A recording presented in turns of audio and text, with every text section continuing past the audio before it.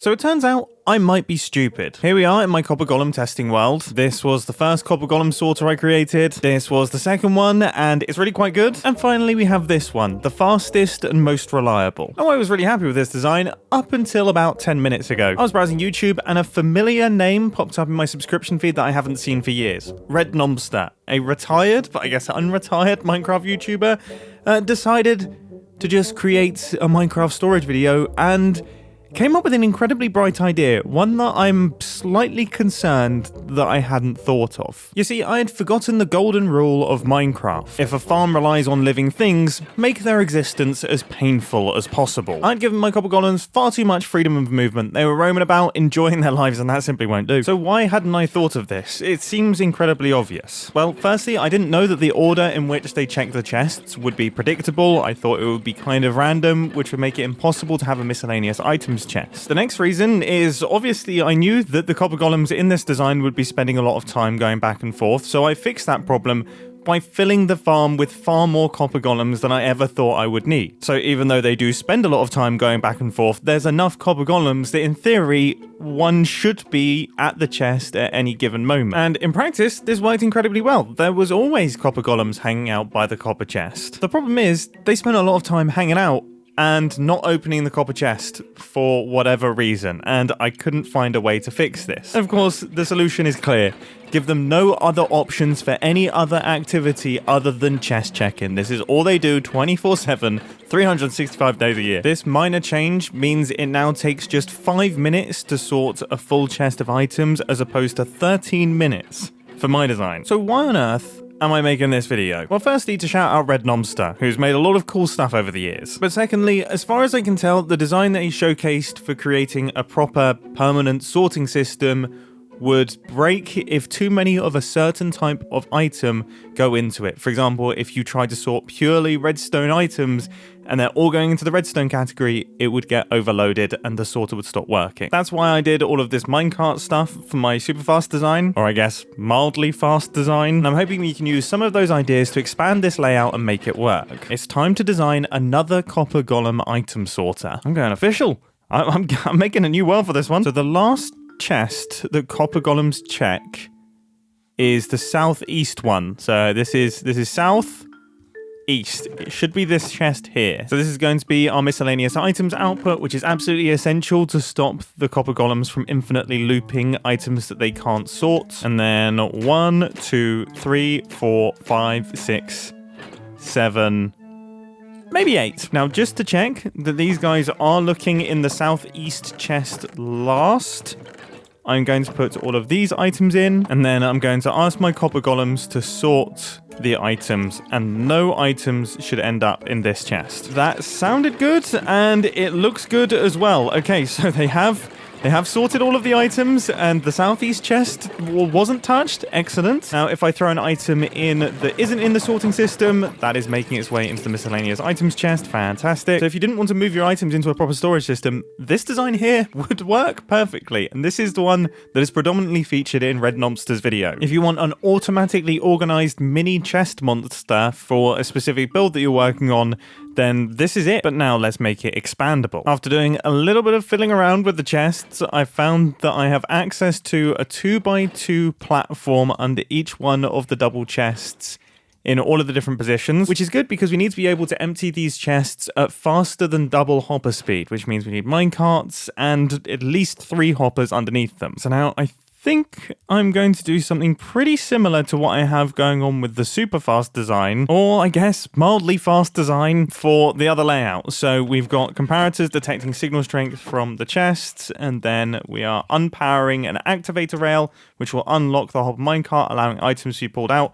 And then this hopper minecart down here is splitting the items from this hopper minecart into 4 separate hopper lines. How am I going to do the hopper minecarts? Well, the first thing I have to do is cover the hoppers, and then I need to drop the hopper minecart down on top and then push it so that it sort of sits straddling all four. Nice. Now it is time for our activator rail one, so we just drop some concrete powder on top, and that should do the trick. Currently, this activator rail is powered, so none of the items are coming out, but if I remove this redstone, they should quickly come out, and they should be evenly distributed into all four of the hoppers. This is working. Now, to do the actual redstone for each one of the modules, obviously we've got a redstone line right here, signal strength of 2, and then a redstone torch next to the activator rail. So that should only depower once enough items are in the chest. Okay, now I need to repeat that process for the other 5 modules, which does remind me this new layout has a slightly smaller capacity than the old layout. That one sorted 9 chests and had 1 miscellaneous chest. This sorts 6 chests and has 1 miscellaneous chest. And this F5 shot has reminded me that I am currently wearing my Boulder Bros jumper, and there's a bunch of new merchandise on the Mumbo store. A link is down in the description. Oh, I've run into a problem. The activator rails are connected, so even if one of them unpowers, both of them will still be powered. Okay, new plan is this. Does that work? That does work. I'm not gonna lie, this is an incredibly satisfying little thing to build. And actually, that reminds me, I got a lot of comments saying that they would rather build the old, simpler, cheaper item sorter designs, and I want to quickly clear that up because this design right here can organize 320 different items. We've got 6 double chests filled with sortable items. If you were to do that using traditional item sorters, it would look like this. Like, they're not even comparable. Don't get me wrong, I still absolutely love these, will continue to use them, and there's definitely a place for them in Minecraft, but for sheer item variety and simplicity, it's hard to beat the copper golem. Right, let's get this build finished and do some testing. The redstone is done, the items are in. If any items end up in this chest, it should fill up the first 4 slots and then be immediately removed. Fantastic news. These are our output barrels, which could be expanded downwards to create a large-scale storage system. It's not the most ergonomic layout. The old layout definitely performed better in that department, but with a little bit of creativity, you could make this work as a build, or with even more creativity, you could get them into a linear setup. Regardless, it is now time for a test store. I'm going to dump all of these items in here, and the copper golems should start grabbing them. Okay, this is looking really, really good. I'm on completely normal tick speed here, and these chests are staying so open that I actually thought something had gone wrong. But that means that it's working really, really fast. Oh my goodness, basically all of the chests are open apart from the miscellaneous chest. This looks amazing. No way. No way that was 9 stacks of items. What? What? Yep. All of them sorted correctly. There are no items in the miscellaneous barrel. Everything worked perfectly. Everything has all gone to the correct places. And fast. So now I am going to create a chest of items which I can test the 2 machines on. Here it is, the standardized inventory. First things first, let's test the old layout. So I've put in that chest from the other world into this world, and I'm going left to right. It will be exactly the same order. I'm also removing every other copper chest in this world. The timer will begin as soon as I close this copper chest. Final items. Go. And this threw up a bit of a surprise for me. You see, this machine actually ran really quite efficiently without all of the other copper chests in the world.